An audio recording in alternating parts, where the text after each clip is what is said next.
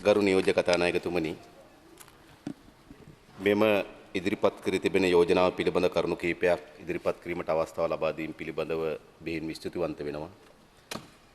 මා හිතන්නේ ශ්‍රී ලංකාව සහ චීන රජය අතර මේ ගොඩනැගීමෙන් තිබෙන සබඳතාවය සහෝන්ගේ මේ විධිවිධාන පනවා ගැනීම සඳහා දරන ප්‍රයත්න පිළිබඳව විශාල විරෝධයක් හෝ විශාල සාකච්ඡාවක් හෝ මේ සභාවේ පැන නගීවි කියලා මා විශ්වාස කරන්නේ නැහැ. නමුත් මේ යෝජනාව ගෙනලා තිබෙන අධිකරණ අමාත්‍යාංශය නිසා අපේ රටේ නීතියේ විධානයේ ආධිපත්‍ය තහවුරු කිරීමේදී මෙම අධිකරණ අමාත්‍යාංශයට සැලකිය යුතු කාර්යභාරයක් පැවරෙනවා. විශේෂයෙන්ම නීතිපති දෙපාර්තමේන්තුව මෙම අමාත්‍යාංශයට අදාළ නොවුනත් පොලිස් දෙපාර්තමේන්තුව සහ අපේ අධිකරණ පද්ධතිය මෙම ආයතනයන් තුනේ ක්‍රියාකාරීත්වය මත තමයි අපේ රටේ නීතියේ විධානයේ ආධිපත්‍ය තහවුරු කළ හැකි වන්නේ. පොලිස් දෙපාර්තමේන්තුව පිළිබඳව මම හිතන්නේ අද කතා කිරීම යෝග්‍ය නැහැ. මොකද මේ අමාත්‍යාංශයට ඒක ඇතුළත් නොවන නිසා.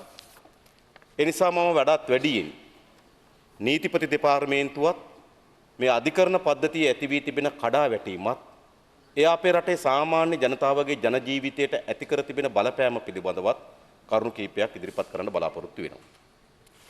අපි දන්නවා මේ අධිකරණ පද්ධතිය කිසිසේත්ම අපි යුක්තිය පසඳලන ස්ථානයක් ලෙස සලකන්නේ නැහැ. මොකද නීතිය පසඳලන තැනක මුළුමනින්ම යුක්තිය ඉටු වෙනවා යයි කියන මුලාවක අපි නැහැ. අපිට ඒ නිසා මේ අධිකරණ ක්‍රියාවලිය පිළිබඳව මේ අධිකරණයේ ක්‍රියාකාරීත්වයන් පිළිබඳව අපේ මූ දැක්මක් සහ අපේ මූ සමාලෝචනයක් තිබෙනවා. නමුත් මේ අධිකරණයන් පිළිබඳව මේ නීති කෘත්‍යයන් පිළිබඳව විශාල උත්තරීතරත්වයකට නගා තිබෙන්නේ මේ පාලක කණ්ඩායමම තමයි. ඒ නිසා මේ අපි උත්තරීතරත්වයට ගොඩනගන ලද ආයතන නෙවෙයි මේ පාලක කණ්ඩායම් විසින් උත්තරීතරත්වයට ගොඩනගා තිබෙන ආයතනයන් මේවා. මේ ආයතනයන් පිළිබඳ අපට විවිධ අදහස් වෙනස් දැක්මක් තිබුණත් මා දැන් මේ සාකච්ඡාව පටන් ගන්නේ තමුන්නාන්සලා විසින්ම උත්තරීතරත්වයට නංවා තිබෙන මෙම ආයතනයන් පිළිබඳව. පළමු කොටම අපි නීතිපති දෙපාර්තමේන්තුව ගත්තොත් ගරු නියෝජ්‍ය කතානායකතුමනි අපේ රටේ සෑම දෙපාර්තමේන්තුවටම බඳවා ගැනීමේ ක්‍රමවේදයක් තිබෙනවා. කුසිකර්ම දෙපාර්තමේන්තුවට එහි 15ම නිලධාරියෙක් බඳවා ගැනීමේ ක්‍රමවේදයක් තිබෙනවා. අධ්‍යාපන දෙපාර්තමේන්තුවට ගුරුවරයෙක් බඳවා ගැනීමේ ක්‍රමවේදයක් තිබෙනවා. මම දැනගන්න කැමති අධිකරණ ඇමතිවරයාගෙන් නීතිපති දෙපාර්තමේන්තුවට බඳවා ගැනීමේ ක්‍රමවේදය කුමක්ද? එය මුළුමනින්ම සම්මුඛ පරීක්ෂණයකට පමණක් සීමා වී තිබෙනවා. මීට පෙර මෙහෙම දෙපාර්තමේන්තු තිබුණා. දුම්රිය දෙපාර්තමේන්තුව තාත්තා දුම්රිය දෙපාර්තමේන්තුවේ වැඩ කරා නම් පුතාටත් දුම්රිය දෙපාර්තමේන්තුවේ රස්සාව හම්බෙන යුගයක් තිබුණා. තාත්තා මිනින්දේරු දෙපාර්තමේන්තුවේ වැඩ කරා නම් පුතාටත් මිනින්දේරු දෙපාර්තමේන්තුවේ රස්සාවක් ලබා ගන්න පුළුවන් යුගයක් තිබුණා. නීතිපති දෙපාර්තමේන්තුවේ තද ඇති වී තිබෙන දේ තමයි අඩුම තරමේ දුම්රිය දෙපාර්තමේන්තුව මිනින්දේරු දෙපාර්තමේන්තුව ඒ යුගයන්ගෙන් දැන් මිදිලා තිබෙනවා. ඒ තාත්තගෙන් පුතාට එන පුතාගෙන් පුතාගේ පුතාට එන පරම්පරාවෙන් පරම්පරාවට දෙපාර්තමේන්තුවල මිනින්දෝර දෙපාර්තමේන්තුව දුම්රිය දෙපාර්තමේන්තුව ආදී දෙපාර්තමේන්තුවට බඳවා ගැනීමේ ක්‍රමවේදයක් දැන් වෙනස් වෙලා තිබෙනවා. හැබැයි මම අහනවා නීතිපති දෙපාර්තමේන්තුවේ මේ ක්‍රමවේදය වෙනස් වුණාද? එනිසා නීතිපති දෙපාර්තමේන්තුව තවත් අර පැරණි දුම්රිය දෙපාර්තමේන්තුවට බඳවා ගැනීමේ පටිපාටියෙන් වෙනස් වෙලා තියෙන්නේ කොහොමද? මෙය තමයි ප්‍රධාන වශයෙන් ගරු නියෝජ්‍ය කතානායකතුමනි මේ නීතිපති දෙපාර්තමේන්තුවේ කඩාවැටීමට මූලික හේතුව බවට පත් වී තිබෙනවා. මා ඉන්න නිලධාරි මහතුරු ගැන නෙවෙයි මා මේ කියන්නේ. බඳවා ගැනීමේ ක්‍රමවේදයක් පිළිබඳව. මේ නීතිපති දෙපාර්තමේන්තුවේ ඉන්න නිලධාරීන් සහ හිටපු නිලධාරීන් පිළිබඳව හොයලා බලන්න. ගොඩාක් ලේ ඥාතීත්වයේ මත තමයි නීතිපති දෙපාර්තමේන්තුව පිරීලා තිබෙන්නේ. ඉතින් කොහොමද අපි ලේ ඥාතීත්වයේ මත පදනම් වෙච්ච නීතිපති දෙපාර්තමේන්තුවකින් කොහොමද රටේ නීතිමය කටයුතු සඳහා සාධාරණ මැදිහත් වීමක් බලාපොරොත්තු වෙන්නේ? ඒ නිසා මේ නීතිපති දෙපාර්තමේන්තුව යලි පුළුල් ප්‍රතිසංස්කරණයට ලක් කළ යුතුයි. ඒක අපි ඇස් ඉදිරිපිට අද පෙන්වීම ඔප්පු කරමින් තිබෙන්නේ ඒක. පවතින ආණ්ඩුව ඉතා හොඳින් තේරුම් ගන්න ඕනකම තිබෙනවා ජනවාරි මාසේ 8 වෙනිදාත් අගෝස්තු මාසේ 17 වෙනිදාත් ලබා දුන්නු ජනවරම.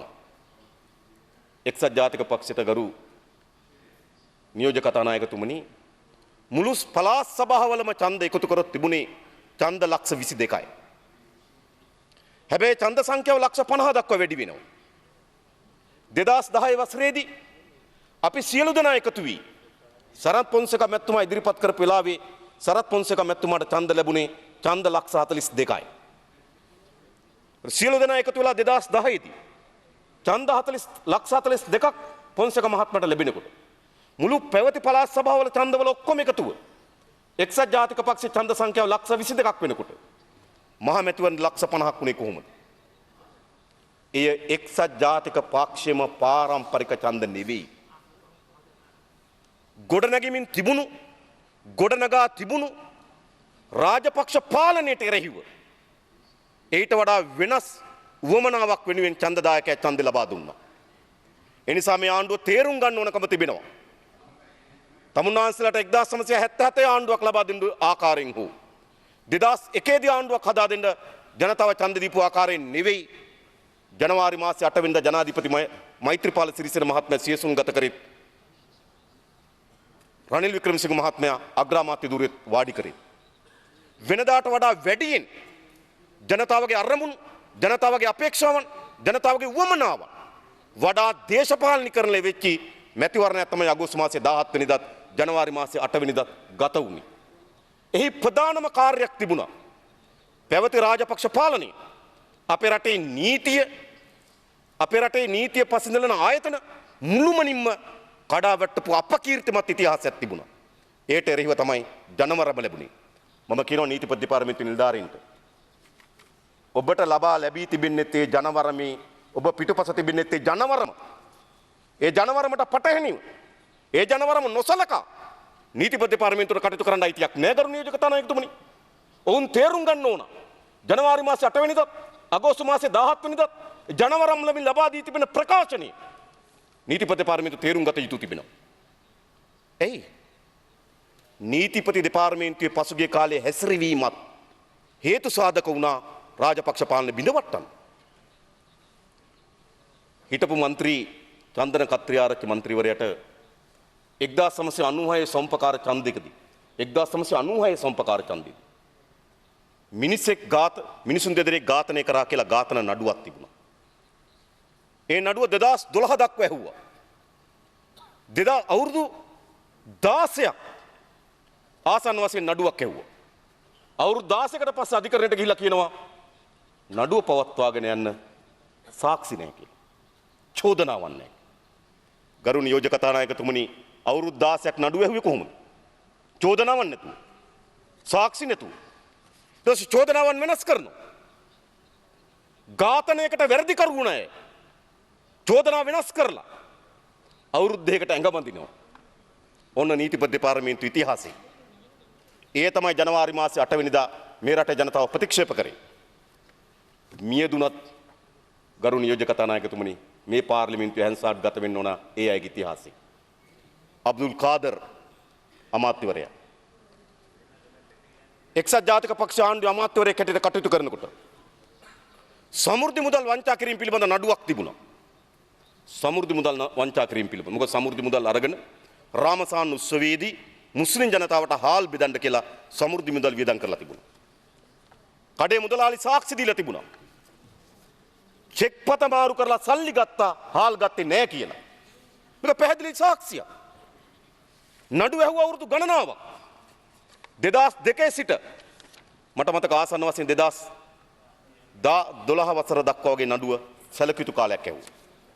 අබ්දුල් කාදර් එක්සත් ජාතික පක්ෂ මන්ත්‍රීවරයා එක්සත් ජනතා නිදහස් සන්ධානයේ ආණ්ඩුවට එකතු වුණා. නීතිපති දෙපාර්තමේන්තුවෙන් ගිහිල්ලා අබ්දුල් කාදර් මන්ත්‍රීවරයාගේ නඩුව ඉල්ලාස් කරගත්තා. ඒක නඩුව පැවරන්නේ කොහොමද? ඔය විපක්ෂයේ මන්ත්‍රීවරයෙක් බවට පත් වෙනකොට නඩුව පැවරෙනවා. ආණ්ඩුවේ කොටස්කරුවෙක් බවට පත් වෙනකොට සාක්ෂි නැහැ කියලා නඩුව ඉල්ලාස් කරගන්නවා. නීතිපති දෙපාර්තමේන්තුව මොකද්ද වෙලා තිබෙන්නේ? මුළුමනින්ම දේශපාලනයට නතු කරගත්තු ආයතනයක් බවට පත් වුණා. නීතිපති මොහන් පීරිස් මහත්මයා ඔහු නීතිඥයෙක් හැටියට කටයුතු කරනකොට ඔව් පෙනී හිටපු නඩුවකට ඔව්ම පෙනී හිටපු නඩුවක්.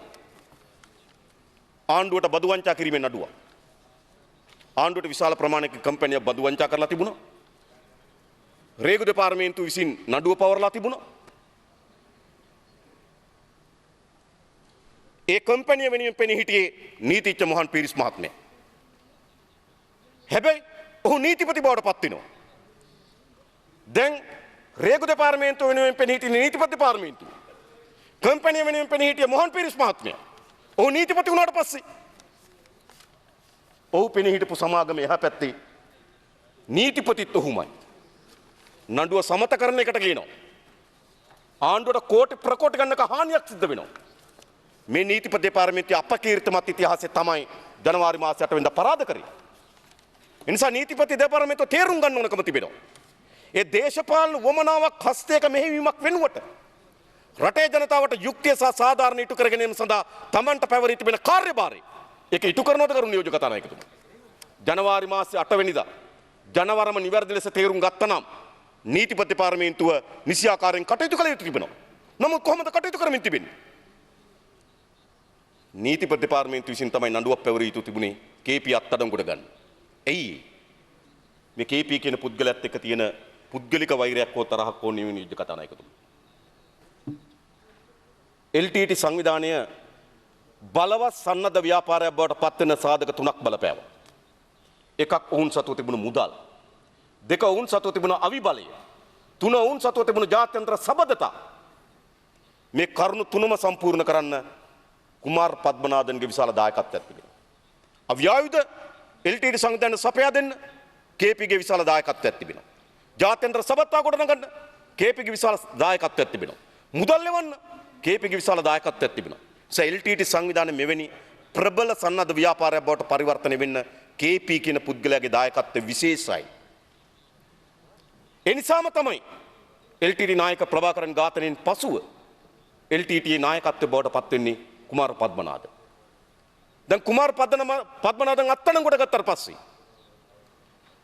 අපිට निराකරණය කරගන්න ඉතිහාසයක් නැද්ද?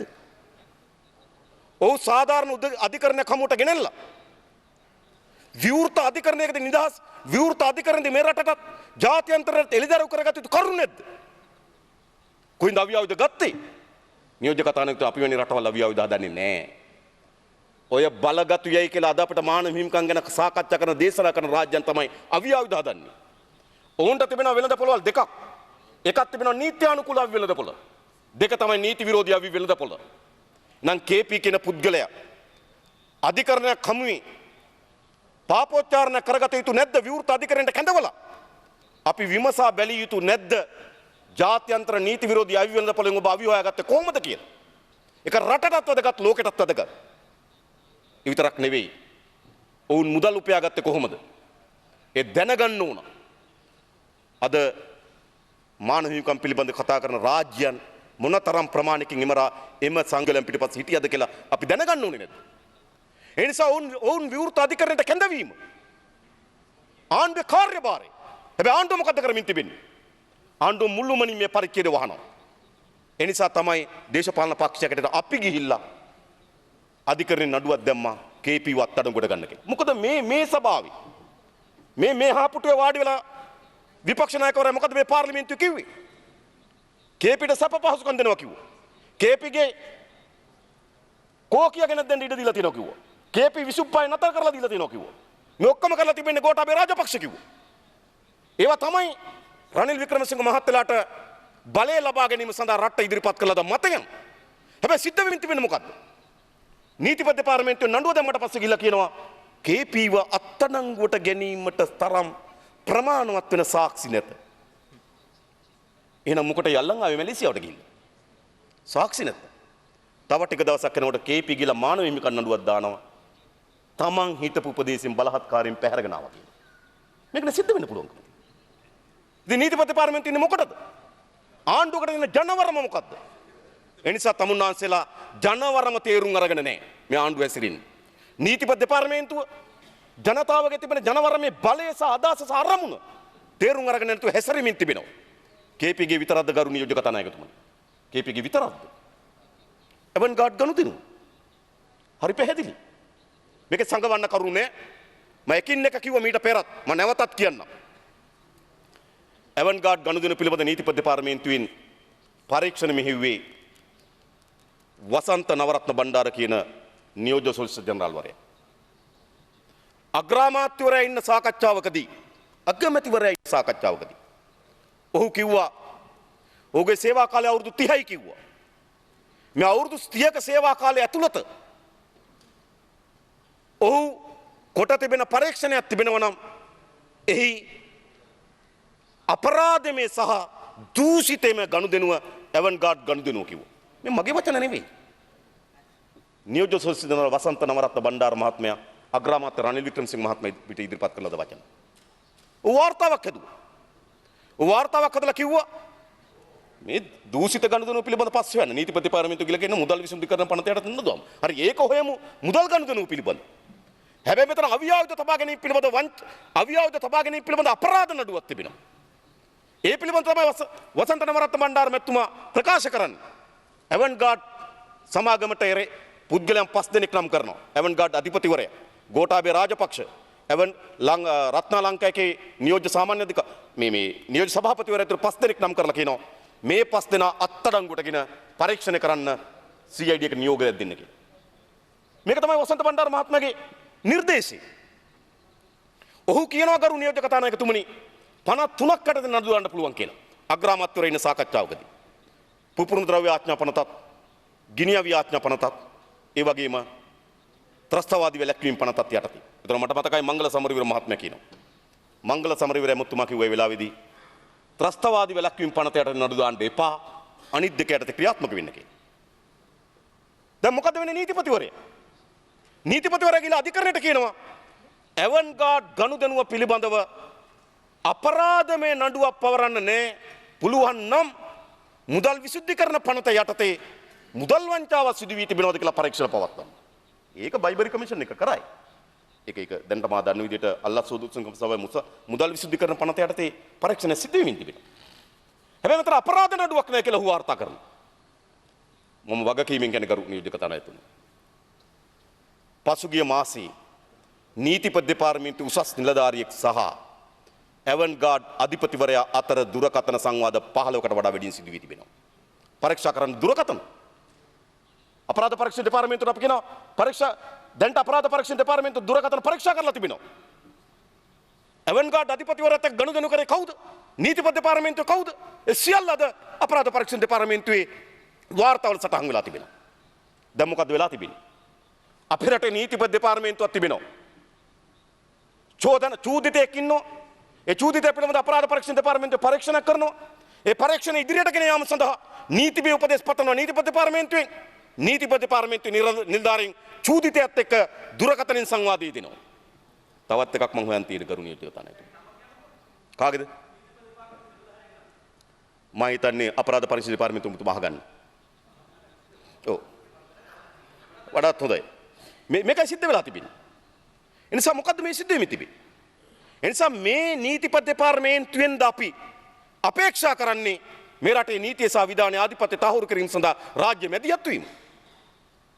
ඒ නිසා නීතිපති දෙපාර්තමේන්තුවේ මේ ඇති වී තිබෙන කඩා වැටීම කිසිසේත්ම මා විශ්වාස කරන්නේ නැහැ නීතිපති දෙපාර්තමේන්තුවේ නිලධාරීන්ගේම සුව කැමැත්ත කියලා. නෑ. මේක පිටස්ස දේශපාලනයක් තිබෙනවා. මේක පිටස්ස දේශපාලකයින් ඉන්නවා. එදත් චන්දන කත්‍රි ආරච්චිගේ නඩුව ඉල්ලාස් කරගන්නකොට අබ්දුල් කාදර්ගේ නඩුව ඉල්ලාස් කරගන්නකොට කම්පැනි වලට දාපු නඩු සමාදාන වෙන්න ඕන කියලා නියෝග දෙනකොට මේ හැම එකක් පිටිපස්සෙම තිබුණ දේශපාලනේ. අන්නේ දේශපාලනට එරෙහිව තමයි ජනවාරි මාස 8 වෙනිදා ජනවරම ලැබුණේ. අදත් මොකද සිද්ධ වෙමින් තිබෙන්නේ? අදත් ගරු නියෝජ්‍ය කතානායකතුමනි ඒ දේශපාලනයම මේ සඳහා මැදිහත් වෙමින් තිබෙනවා. ඒ නිසා මා අපේ රටේ නීතියේ විධානයේ ආධිපත්‍ය තහවුරු කිරීම අත්‍යවශ්‍ය වැදගත් කරුණක්. ඒ නිසා මේ නීතිපති දෙපාර්තමේන්තුව අද ඇති වී තිබෙන තත්ත්වය පිළිබඳව මේටත් වඩා වැඩියෙන් සැලකිල්ලක් කරලා කටයුතු කරන්න ඕන කියලා මම ඉල්ලා සිටිනවා. ඊළඟ වැදගත්ම කාරණය මේ අධිකරණ පද්ධතිය. ගරු නියෝජ්‍ය කතානායකතුමනි මේ අධිකරණ පද්ධතිය අපේ ඉතාමත් අකාර්යක්ෂම අධිකරණ පද්ධතියක් බවට පත් වෙලා තිබෙනවා. අපි දන්නවා සාමාන්‍යයෙන් ගත්තොත් අපිට 2013 වසර පටන් ගන්නකොට තිබුණා ඉඩම් නඩු ඉඩම් ආරවුල් නඩු 25000ක් පමණ ගොඩ ගැසී තිබුණා. හැබැයි 2013 වසරේ ඉඩම් නඩු නිරවුල් කරන්නේ 4100යි. නඩු 25000ක් තිබෙනවා. 25074ක් තිබෙනවා. හැබැයි විසඳලා තිබෙන්නේ 5361යි. හැබැයි අලුතෙන් එනවා 5361ක්. විසඳන්නේ 4119. වසර ආරම්භ කරනකොට ඉඩම් නඩු 25074යි. වසර අවසන් වෙනකොට ඉඩම් නඩු 26346යි. ඒ කියන්නේ ගරු නියෝජ්‍ය කතානායකතුනි ආසන්න වශයෙන් අපේ රටේ ඉඩම් මාරවුලක් පිළිබඳව අවසන් ඉඩම් මාරවුලක් විසඳා ගැනීම සඳහා මේ අධිකරණයට අවුරුදු 6කට වඩා වැඩි කාලයක් යනවා. ආසන්න වශයෙන් අවුරුදු 6ක්වත් යනවා. ඉඩම් නඩුව. ඒ විතරක්ද? මුදල් හා ව්‍යාපාරික ගැටලු සම්බන්ධයෙන් උසාවිය හමුවේ මුදල් හා ව්‍යාපාරික ගැටලු සම්බන්ධයෙන් උසාවිය හමුවේ ගොඩනැගී නඩු සංඛ්‍යාව 48000ක් තියෙනවා නඩු. වසරක කාලපරාසයේදී උසාවිය මගින් තීන්දුව දී අවසන් කරන එවැනි නඩු 14000යි. 14000ක් විසඳනකොට සාමාන්‍යයෙන් ගත්තොත් 19000ක් ආපහු නඩු වෙනවා. එතකොට මොකද සිද්ධ වෙලා තිබෙන්නේ? සාමාන්‍යයෙන් මුදල් හා ව්‍යාපාරික ගැටලු සම්බන්ධයෙන් උසාවිය හමුවේ තියෙන නඩුවක් විසඳලා අවසන් වෙන්න අවුරුදු 4ක්වත් ගත වෙන ගරු නියෝජ්‍ය කතානායකතුමනි. මේ නඩු වලින් මෝටර රථ ප්‍රවාහන නඩු විතරක් වෙනවා අවුරුද්දට 2,90,000. ට්‍රැෆික් නඩු.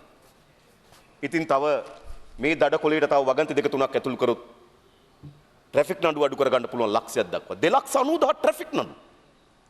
ඉතින් අධිකරණේ 9:00ට පටන් ගන්නවා 5:00 2:00 3:00 කොට ඉවර කරනවා. අඩුම තරමේ මේ අධිකරණ පද්ධතිය අපි වේගවත් කරන්න ඕනකම තිබෙනවා. නඩු අහන්න කාර්ය මණ්ඩල කණ්ඩායමක් උදේ 8 ඉඳන් පැය 6ක ඩියුටියක් අනිත් කණ්ඩායමට තව පැය 6 ඩියුටියක්. පැය 12ක කාලයකත් මේ අධිකරණ පද්ධතිය පවත්වාගෙන යන්නේ නැත්නම් මේ නඩු කාර්යක්ෂම කරන්න බෑ. ඒ නිසා මේ අධිකරණ පද්ධතිය විශාල අකාර්යක්ෂමතාවයක් ගොඩනැගිලා තිබෙනවා. අකාර්යක්ෂමතාවයක් විතරක් නෙවෙයි ගරු නියෝජ්‍ය කතානායකතුමනි. මේ අධිකරණ පද්ධතිය කරේ ජනතාවගේ විශ්වාසය මුළුමනින්ම බිඳ වැටලා තිබෙනවා. අද හැම පුරවැසියෙකුටම අයිතියක් තියෙනවා තමන්ට අසාධාරණ සිද්ධ වුණාට පස්සේ යුක්තිය ඉටු කර ගැනීම සඳහා අධිකරණයට යන එක පුරවැසිගේ අයිතියක්. යුක්තිය ඉටු වෙනවද නැද්ද කියන එක වෙනම දෙයක්. හැබැයි යුක්තිය ඉටු කර ගැනීම සඳහා සෑම පුරවැසියෙකුටම අධිකරණයට යන්න අයිතියක් තිබෙනවා. හැබැයි අද මොකද වෙලා තිබෙන්නේ? පොලිසිය මහත්තයා කිව්වොත් මේකට නඩුවක් දාමු නේද කියලා. ගමේ කෙනා අහන්නේ නඩුවක් දාන්නම ඕනද කියලා. නඩු කියන්නේ බයයි අද. නඩු දාන්න වෙනසින්නු කියලා මතයක් ඇතිලා තියෙනවා. අසාධාරණයට ලක් වුණාට පස්සේ යුක්තිය ඉටු කර ගැනීම සඳහා තියෙන පෙළඹීම අත්හැරලා දාලා තිබෙනවා. ඒව වැඩක් නැති වෙලා තිබෙනවා. ඒ නිසා නඩුවක් පවරගන්න එක නඩුවක් තියාගන්න එක තමන්ට බරක් හැටියට සලකන සමාජයක් ගොඩනැගිලා තිබෙනවා. අධිකරණ පද්ධතිය ගොඩනැගිලා තියෙන්නේ මොකටද? අසාධාරණයක් වුණොත් යුක්තිය ඉටු කර ගැනීම සඳහා අධිකරණයට යන්න. හැබැයි අසාධාරණයට ලක් වෙන ජනතාවගේ අද මතය මොකද්ද? මේ අධිකරණයට ගිහිල්ලා වැඩක් නැහැ. අනේ පොලිසිය මහත්තයෝ නඩුවක් නම් දාන්න එපා. බැරිද ගොඩින් බේරගන්න. කවුරුත් ඕකනේ කල්පනා කරන්නේ. ඇයි සිද්ධ වෙලා තිබෙන්නේ? අධිකරණය කරේ තිබෙන විශ්වාසය බිඳ වැටලා තිබෙන්නේ. මේක උත්තරීතරයි. එළිය මුකුත් කියන්න බෑ. අපි යනකොට අධිකරණ පද්ධතියට යනකොට ගරු කතානායකතුමනි මේ බෙල්ල වැහෙන්න බොත්තම දාගෙන යන්න ඕන. අත මෙතෙන්ට වහගෙන යන්න ඕන. කිවිහුමක්වත් යයි කියලා බයෙන් ඉන්නේ. එහෙම අධිකරණ උත්තරීතරභාවය ආරක්ෂා කරන්න බෑ. බය කරලා. අධිකරණ උත්තරීතරභාවය ආරක්ෂා වෙන්නේ අධිකරණයේ ක්‍රියාපටිපාටියත් එක්ක. අධිකරණයේ මුළු ක්‍රියාපටිපාටියම ජනතාව තුළ අවිශ්වාසයක් ගොඩනගලා තිබෙනවා. අධිකරණයේ තිබෙන විශ්වාසය බිඳ වැටලා තිබෙනවා. අධිකරණයත් අල්ලසට දූෂණයට ලක් වෙච්ච ආයතන බවට පත් වෙලා තිබෙනවා. මොකද පුරවැසියන්ගේ උත්තරීතරභාවය ඉල්ලන්නේ. මම අහන්නේ එකද? ඒ පුරවැසි උත්තරීතරභාවයක් දෙන්න ඕනද? මම අවසන් කරනවා කරු නියෝජ්‍ය කතානායකතුමනි. මේ පසුගිය කාලේ මේ අධිකරණ පද්ධතිය ඇති කරලාද ව්‍යසනී මේ අධිකරණ පද්ධතිය තාම මුදව ගන්න බැරි වෙලා තිබෙනවා. අපි අහනවා ගරු නියෝජ්‍ය කතානායකතුමනි. අපි දන්නවා සිරානි බණ්ඩාරනායක මැතිතුමියගේ තත්ත්වය. ඇය ශ්‍රේෂ්ඨාධිකරණ අග්‍රාමිෂකාරවරිය හැටියට කටයුතු කරා. අපේ රටේ කොළඹ විශ්වවිද්‍යාලයේ නීති පීඨයේ පීඨාධිපතිතුමිය හැටියට කටයුතු කරා. කොළඹ විශ්වවිද්‍යාලයේ උපකුලපතිවරයා හැටියට කටයුතු කරා. ඇය ආචාර්ය උපාධියක් තිබෙනවා. ඇය ග්‍රන්ථ ගණනාවක් රචනා කරලා තිබෙනවා. ඇය අපේ රටේ නීතිය පිළිබඳව හසල අත්දැකීමක් තිබුණු මහත්මියක්. හැබැයි මොකද කරන්නේ? ඇය ඉවත් කරන්න නඩු ඇහුවා මේ පාර්ලිමේන්තුවේ. කවුද නඩුකාරයා? නඩුකාරේ ගොඩක් දැන් ওই පැත්තේ. සභාපති අනුරයාපා මුතුමා. සමාජිකෙක් නිමල් සිරිපාල මුතුමා. තව සමාජිකෙක් ඩිලාන් පෙරේරා මුතුමා. තව සමාජිකෙක් මේ විමල් වීරවංශ මන්ත්‍රීවරයා. මේ ආචාර්ය උපාධියක් තුන උපකුලපතිවරයෙක් හැටියට කටයුතු කරපු ශ්‍රේෂ්ඨාධිකරණේ අග්‍රවේශකාරවරියගේ නඩුව අහලා දවස් දෙකකින් නඩුව අහලා ඊළඟ දවසේ පාර්ලිමේන්තුවේ නිරපය හැරියා. මේ අපකීර්තිමත් ඉතිහාසයකට අපේ අධිකරණ පද්ධතිය තල්ලු කරා. ඊට පස්සේ ලංකාවේ පළවෙනි වතාවට කරුණු නියෝජක තානායකතුමනි ශ්‍රේෂ්ඨාධිකරණේ මහපුටේ වාඩි කෙරෙව්වා බැංකුවක සභාපතිවරයෙක් ගෙනල්ලා. කවද්ද බැංකුවක සභාපතිවරු ශ්‍රේෂ්ඨාධිකරණේ මහපුටේ වාඩි කෙරෙන්නේ? සෙලාන් බැංකුවේ සභාපති මොහන් පීරිස් මහත්මයා සෙලාන් බැංකුවේ සභාපති. පුදුමයි අර කොළඹ තිබුණානේ සුළු වෙළඳ සංගමයේ සභාපතිවරයෙක් කවුද ජයන්ත මහින්ද කහඳ පිටිය. මහින්ද කහඳ ගමලා වාඩි කරෙවි නැතුව මේකයි. මොකද ඒකත් නොවෙන්න නොවුන නම් පුදුම යුතු තිබුණා. මොකද සෙලාන් බැංකුවේ සභාපතිවරයා ගෙනල්ලා මේක වාඩි කරෙව්වා. ඔහු කැබිනට් මණ්ඩලයේ උපදේශකයෙකුට කටයුතු කරා. අධිකරණ පද්ධතියේ මැදිහත් වුණා. ඒ විතරක් නෙවෙයි මෙහෙකාරයන් දූෂණය කරන නඩුවක් වෙන ගල්කිස්සු උසාවිය. ගෙදර හිටපු මෙහෙකාරයන් දූෂණය කරපු නඩුවක් වෙන ගල්කිස්සු උසාවිය. නඩුවක් තියෙන නඩුකාරයා ශ්‍රේෂ්ඨාධිකරණේ නඩුව අහනවා. ජනතාව බෙල්ල නමන්න උනේ ස්ත්‍රී දූෂකයට කියලා. ඒ අධිකරණයේද ස්වාධීනත්වය අපේක්ෂා කරන්නේ. ඒ අධිකරණයේද තමුන්නාන්සල උත්තරීතරභාවය අපේක්ෂා කරන්නේ.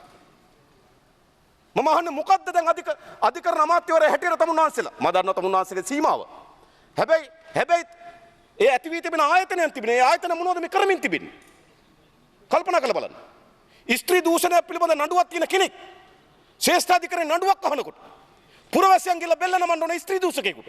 ස්වාමීනි කියලා. මොකද මේ වෙලා තිබෙන්නේ? තව එකක්. අලියෙක් පැහැරගෙන නීති විරෝධී ලෙස අලිය ඇති කරපු අය. එක්කෙනෙක් අලි රොසාන් අලියෙක් ළඟ තබා ගැනීමේ වරදට එයා ගිහිල්ලා අලියා බාර දීලා එයා රිමාන්ඩ් බාරේ ඉන්නවා. එයාගේ නඩුව අහනවා තව අලියෙක් තියාගත්තු නඩුකාරයෙක්. මොකද මේ වෙලා තියෙන්නේ? තමුන්නාන්සේ අපිට කියන්නේ මේ අධිකරණයෙන්ද ස්වාධීනත්වය බලාපොරොත්තු වෙන්න ඕන කියලා.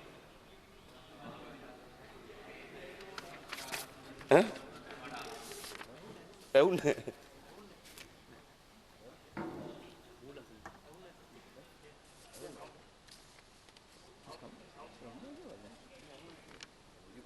मुनीजुर रहमान मचमा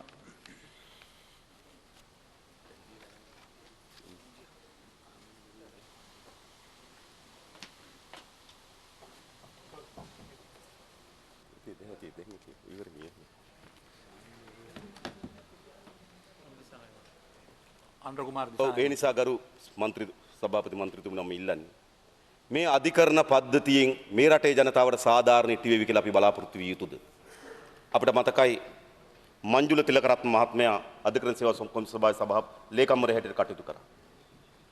ඔහු ආණ්ඩුවට විරුද්ධව ප්‍රකාශයක් ආණ්ඩුවට විරුද්ධව නෙවෙයි ඇත්තටම ඇත්ත තත්ත්වය පිළිබඳව ඔහු නිවේදනයක් නිකුත් කරා. ඔහු ඇත්ත තත්ත්වය පිළිබඳ නිවේදනයක් නිකුත් කරා කියලා ඌට පහර දුන්නා. එතකොට මම දැක්කා මට මතකයි ඩලස් අලහප් පෙරුම අමාත්‍යවරයා ඒ වෙලාවේ නීති තර්කයක් ගෙනාවා. දරුවා ක්‍රීඩා කරද්දී තාත්තා කාර් එකේ ඉඳන් පත්තර බලනවා නම් එයා තාත්තෙක් වෙන්න බෑ. එයා කොහොමද දරුවා ක්‍රීඩා කරද්දී කාර් එකේ හිටියේ? එහෙනම් තමන්ම ගහගන්න ඇති වර්ගයේ තර්කයක් තමයි මේ ගේන්න ආවේ. ළමයා එහා පැත්තේ ක්‍රීඩා කරනවා තාත්තා පත්තරේ බල බල ඉන්නවා කාර් එක ඇතුලේ තාත්තට ගහනවා. එතකොට කියනවා මේක නම් වෙන්න විදියක් නැහැ. ඕනෑම තාත්තා කෙනෙක් ළමයා ක්‍රීඩා කරන තැන බලනවනේ. ඒ නිසා අර්ථකථනයක් කරන්න හැදුවා අපිට මංජුල තිලකරත්න මහත්මයා ඔහු විසින්ම ඔහුට ගහගත්තා කියලා. එහෙම ඉතිහාසයක් තිබුණා. ඊට පස්සේ එතුමා මාරු කරා නාකුල මහේස්ත්‍රාත් නාකුල කොහෙද තියෙන්නේ? නාකුල කියන නාවුල අර ලේඩි හිටපු තැන නේ කාන්තාව හිටපු තැන නෑ නාවුල නෙවෙයි මෙතන නාවුල මාතලේ එතනත් අර කාන්තා මහේස්ත්‍රාත්වරියක් හිටියා. එතුමියත් එතුමියට අඩත් තේට්ටම් වුණා කියලා තව ප්‍රශ්න තිබුණා. මේ අධිකරණේ හොඳේ. හරිද? එයා කියනවා එයාට ලිංගික බලපෑම් කරා කියලා. ඊට පස්සේ එයා තව කට උත්තරයක් දෙනවා. එයා ඇවිල්ලා කියනවා තාත්තගේ බලපෑමට තමයි මට මේවා දෙන්න උනේ කියලා. ඉතින් එක මේ අධිකරණ පද්ධතිය පවුගේ කාලේ. හරිද? මේ නිකන් මම අපහාස කරන්නේ නැහැ. නමුත් අපේ මාකට් එකේ අර අපි සාමාන්‍ය විලෙන්දුවත් මේට වඩා හොඳ විනයක් ශිෂ්ට සම්පන්න සමාජයක් හැටියට ගොඩ නැගිලා තිබෙනවා. මේක එහෙම නෙමෙයි අධිකරණ පද්ධතිය. ඉතින් එතුමා ගිහිල්ලා නාවුල මහේස්ත්‍රාත් අධිකරණය හැටියට දැම්මා. එතුමා අපේ රටේ අධිකරණ පද්ධතිය ඉන්න ඉහළ විනිසුරුවරේ. නමුත් තාමත් එතුමාට අවශ්‍ය වෙන සාධාරණ ඉටු වෙලා නැහැ. ඒ නිසා මේ අධිකරණ පද්ධතිය ඇති වී තිබෙන කඩාවැටීම නීති ප්‍රතිපාර්ලිමේන්තුවේ ඇති වී තිබෙන කඩාවැටීමත් සමනය කරන්න නැතු ගරු නියෝජ්‍ය ගරු මන්ත්‍රීතුමනි අපි විශ්වාස කරන්නේ මේ නීතිය විධානයේ ආධිපත්‍ය තහවුරු වෙච්ච රාජ්‍ය බවට පත් කරන්න පුළුවන් වේවි කියලා. මම නැවතත් කියන්නේ නීතිපති දෙපාර්තමේන්තුවේ නීතිපතිතුමාගේ මේසෙ උඩ තියෙන ෆයිල් ගාන බලන්න. ෆයිල් ගොඩ ගහගෙන ඉන්නවා. මා දන්න පහුගිය කාලේ නීතිපති දෙපාර්තමේන්තුවෙන් බහලන්න කියලා වසා තබන්න කියලා නියෝග දීපු ෆයිල් ගණනාවක් තිබෙනවා. මා දන්න මේ ආණ්ඩුව දැන් මාස 8කට වඩා වැඩි කාලයක් ඒ ෆයිල් එක නැවත විවෘත කළ අපරාධ පරීක්ෂණ දෙපාර්තමේන්තුව පරීක්ෂණ සඳහා යොමු කරන්න කියලා තියෙනවා. මාස 8ක් මුළුල්ලේ මේ එකම ෆයිල් එකක්වත් නැවත පසුගිය ආණ්ඩුව කාලේ වසා තබන ලද ෆයිල් දේශපාලන මැදිහත් වෙලා නීතිපති දෙපාර්තමේන්තුවට නියෝග දීලා තිබුණා ඒ ෆයිල් එක වහ තබන්න කියලා වසා තබපු ෆයිල් අද පිරලා තිබුණා නීතිපති දෙපාර්තමේන්තුවේ කාර්යාලය තුල මාස 8ක් තිස්සේ කියලා මේ ෆයිල් පිළිබඳ නැවත යොමු කරන්න කියලා ඔබතුමාත් හිටිය එක සාකච්ඡාව මට මතකයි. ඇයි මේ මොකද මේ කරන්න කියලා. නමුත් ඒක ෆයිල් එකක්වත් නැවත පරීක්ෂණ වලට යන්නේ නැහැ. අද නීතිපති දෙපාර්තමේන්තුවේ නිතා දක්ෂ නිලධාරීන් ජනවරම තේරුම් ගත්තු නිලධාරීන් මේ රටේ නීතිය සහ විධානයේ ආධිපත්‍ය තහවුරු කළ යුතුයි කියලා කල්පනා කරන නිලධාරීන් විශාල කඩාවැටීමක් ලක් වෙලා තිබෙනවා. තමන් විශාල මහන්සියක් වෙලා පරීක්ෂණ කරමින් තොරතුරු එකරස් කරගන්න තොරතුරු බලමින් හදාරමින් ඉදිරිපත් කරන කරුණු එක පෑන් පාරෙන් පුළුවන් නම් නීතිපතිවරයාට ඉවත් කරන්න මොකක්ද ඒ ක්‍රියාදාම? ඒ නිලධාරීන් තවත් කාර්යක්ෂම වැඩ කරයිද? අපරාධ පරීක්ෂණ දෙපාර්තමේන්තුවේ නිලධාරීන් තවත් දුරටත් කාර්යක්ෂම වැඩ කරයිද? ඒ නිසා මේ නීතිපති දෙපාර්තමේන්තුවේ මේ ඇති වී තිබෙන තත්ත්වයක් අධිකරණ පද්ධතිය ඇති වී තිබෙන තත්ත්වයක් යලි ප්‍රතිසංස්කරණ කිරීමේ යුගයක් අපි ආරම්භ කරන්න ඕන. ඒ සඳහා ගරු අමාත්‍යතුමාගෙන් මැදිහත් වීම බලාපොරොත්තු වෙමින් මම නතර වෙනවා. බොහොම ස්තුතියි හැම දිනකටම.